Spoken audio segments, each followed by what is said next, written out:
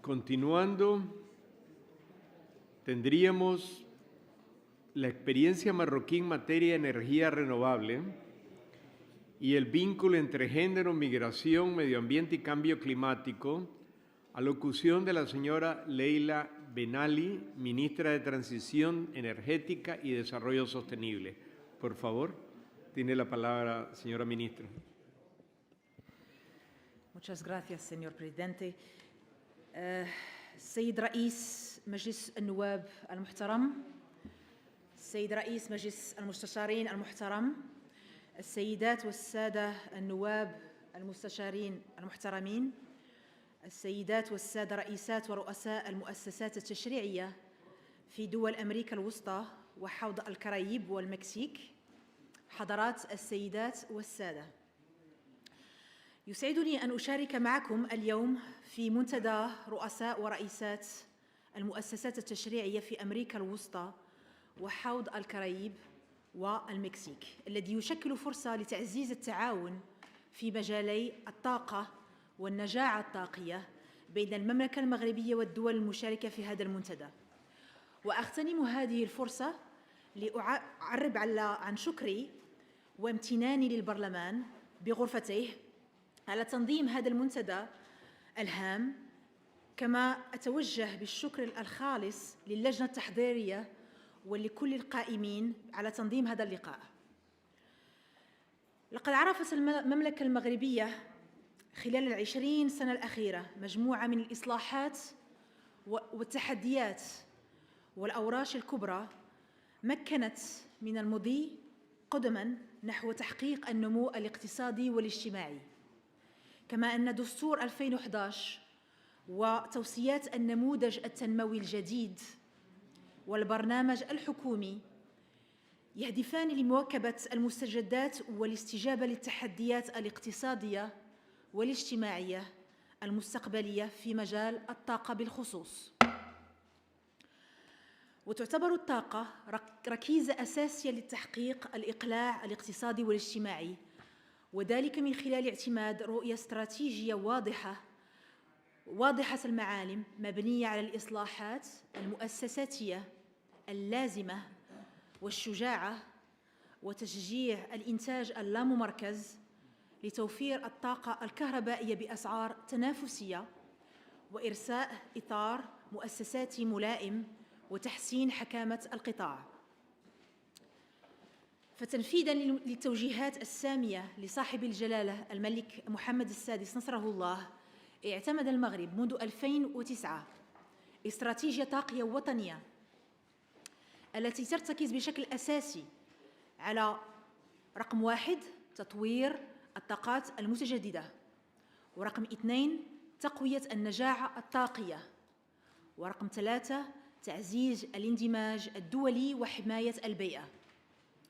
ولقد تمت ترجمة هذه الاستراتيجية إلى مجموعة من البرامج والإصلاحات التشريعية والتنظيمية والمؤسساتية، بالإضافة إلى اعتماد نماذج للشراكة وتمويل تروم تعزيز تنمية مشاريع الطاقة المتجددة، حيث حظي النموذج الطاقي المغربي باهتمام متزايد من طرف المستثمرين الوطنيين والمستثمرين الدوليين، خاصة في شعب الطاقة الشمسية والطاقة الريحية والطاقة الكهرومائية.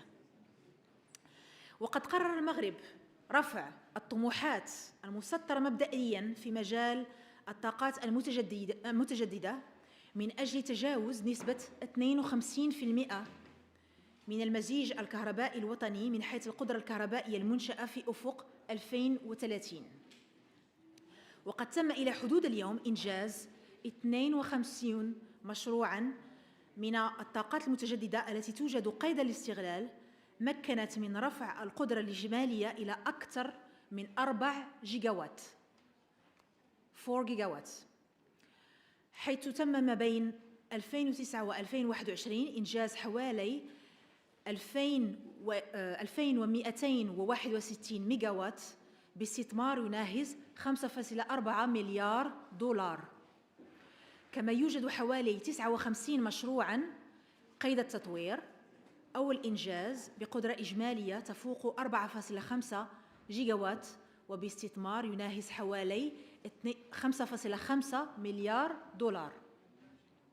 ومن أجل تسريع وتيرة الانتقال الطاقي تمت بلورة مجموعة من المبادرات والبرامج الجديدة في الطاقات المتجددة، ونخص بالذكر منها برنامج يهم قدرة إجمالية تبلغ 400 ميجاوات لإنجاز مشاريع من الطاقة الشمسية الفوتوضوئية بهدف دعم المقاولات المتوسطة والصغرى وخلق فرص الشغل جديدة، حيث تم انتقاء الشركات لتطوير المشاريع ب7 مواقع على الصعيد الوطني. هناك أيضاً برنامج مندمج يروم تدعيم جميع محطات تحلية المياه المبرمجة desalination plants بوحدات لإنتاج الطاقات المتجددة قصد تمكينها من استقلالية واقتصاد في الطاقة.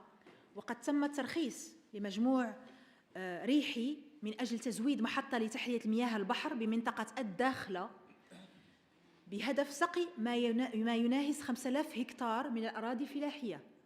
كما تم الإعلان عن طلبات إبداء الاهتمام لإنجاز محطة لتحلية المياه بجهة الدار البيضاء سطات لإنجاز 100 مليون متر مكعب في السنة في أفق 2026 و100 مليون متر مكعب في السنة إضافية في أفق 2030.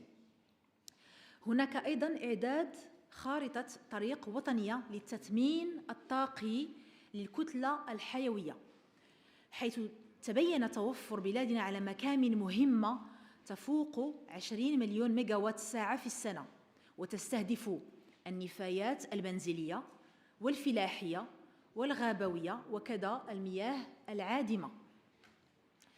تم الشروع في بلورة خارطة طريق لاستغلال طاقات التيارات البحرية أيضاً، والشروع في تنفيذ برنامج تزويد المناطق الصناعية الوطنية بالطاقات المتجددة لتطوير نسيج صناعي وطني خال من الكربون وضمان تنافسيته. وتم الترخيص لأول مشروع بمنطقة القنيطرة بقدرة 50 ميجاوات، وتوجد طبعاً مشاريع أخرى قيد الدراسة والترخيص لتزويد باقي المناطق الصناعية في المملكة. وآخر مثال هو الشروع في بلورة برنامج what we call PERG 2.0 لاستكمال الولوج للطاقة الكهربائية بالوسط القروي وللتأهيل الطاقي للمرافق التربوية والاجتماعية، وذلك باستعمال الطاقات المتجددة اعتباراً للتحسن المهم لكلفة ونضج التكنولوجيا الطاقة الشمسية، وكذا تطوير شبكات كهربائية صغيرة ميني جريدز.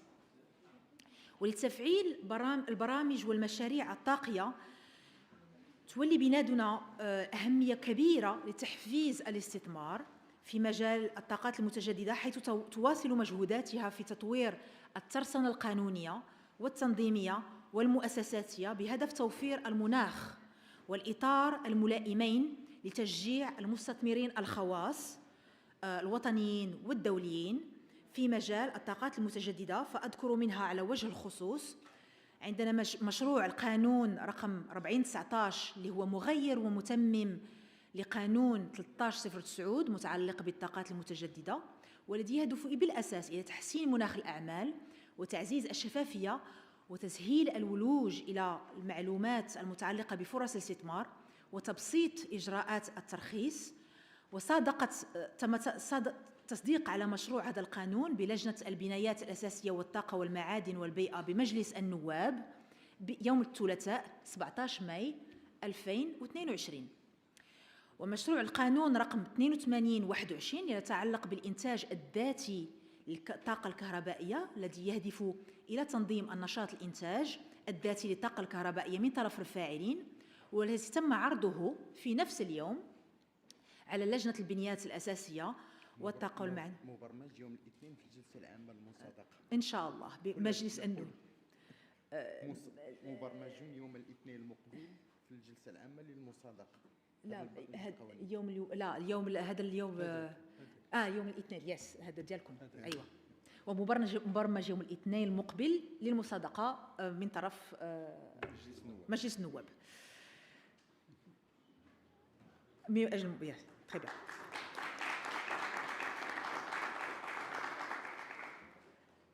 تكلمنا على مشروعي القانونين. خلينا نتكلم على التعاون في مجالات الطاقات المتجددة التي تهم جلسة اليوم. كما تعرفون تولي المملكة المغربية أهمية كبيرة لتعزيز وتنمية التعاون الدولي، حيث استطاعت تطوير علاقات تعاون استراتيجية مع العديد من الدول والمنظمات والهيئات الدولية بهدف استقطاب طبعا الاستثمارات وأيضا نقل التكنولوجيا، وخاصة في مجالات الطاقة والطاقات المتجددة والطاقات الجديدة. فانطلاقا من الموقع الجغرافي الاستراتيجي بين القارتين الأوروبية والإفريقية والموقع الاستراتيجي في الحوض الأطلسي، يواصل المغرب دوره النشيط لتحقيق الاندماج بين الأسواق الطاقية الإقليمية والعالمية، حيث أنه علاوة على الربط الحالي مع الجارة الإسبانية يعمل بالتنسيق على سبيل المثال مع شركائه لتقويتها من خلال تطوير مشروع خط كهربائي ثالث مع إسبانيا، وأول مشروع خط ربط كهربائي مع البرتغال. كما أن المملكة المغربية تعمل جاهدة لتفعيل الإعلان المشترك بشأن التبادل المستدام للكهرباء، الذي يهدف إلى تطوير وتنفيذ خارطة طريق للتبادل المستدام للكهرباء بين المغرب وأوروبا، ما فيها فرنسا وإسبانيا والبرتغال وألمانيا.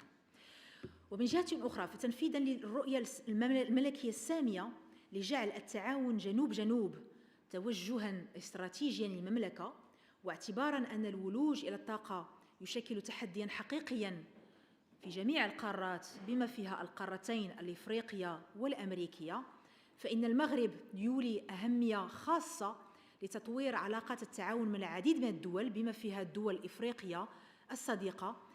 وعلى سبيل المثال تم ترجمة هذا التعاون إلى مشاريع ملموسة، خاصة عبر تعبئة القطاع الخاص وكل المؤسسات العمومية لمواكبة وتوفير الدعم اللازم في مجالات تخطيط وبرمجة العرض والطلب على الطاقة الكهربائية، طبعا مجالات الدراسات التقنية والهندسية، وطبعا أيضا مجالات الكهرباء القروية وتطوير الطاقات المتجددة، إضافة إلى تطوير الكفاءات المحلية في كلا البلدين والمنطقتين.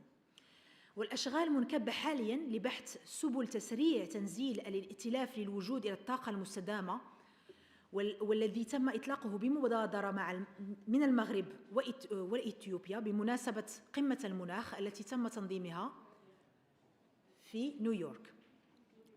ويهدف النموذج الطاقي الوطني كذلك إلى تطوير نسيج صناعي محلي وخلق فرص شغل جديدة وقيمة مضافة محلية مهمة. وقد بدأت هذه المقاربة تم إحداث أول مصنع في منطقة إفريقيا والشرق الأوسط لشفرات التوربينات الريحية بقدرة إنتاجية سنوية تناهز 1000 ميجاوات من أجل تزويد السوق الوطنية والسوق الدولية. وفي مجال البحث والتطوير تم إنجاز منصة البحث والتطوير للطاقة الخضراء وبناء منصة أخرى خاصة بالبنايات الخضراء والشبكات الذكية، والشروع في تطوير منصة أخرى تعني بالهيدروجين وتثمين الطاقي للكتلة الحيوية. وفيما يخص التكوين تم إحداث عدة معاهد متخصصة في مهن الطاقة ومهن الطاقات المتجددة ومهن النجاعة الطاقية، إضافة إلى إحداث مسالك جديدة تهم الطاقات المتجددة والنجاعة الطاقية بالجامعات والمدارس العليا للتكوين. فحضرات السيدات والسادة، إن التحول الطاقي يستدعي تطوير التعاون والشراكات لصالح الطاقات النظيفة وتكامل الشبكات وأسواق الكهرباء وضبط حكامة القطاع. فيواصل المغرب جهوده من أجل إنجاح الانتقال الطاقي على المستوى الوطني والجهوي والعالمي، والاستثمار في دوره النشيط، ولا سيما من خلال تعزيز علاقة التعاون التي تجمعه مع العديد من الدول الشقيقة.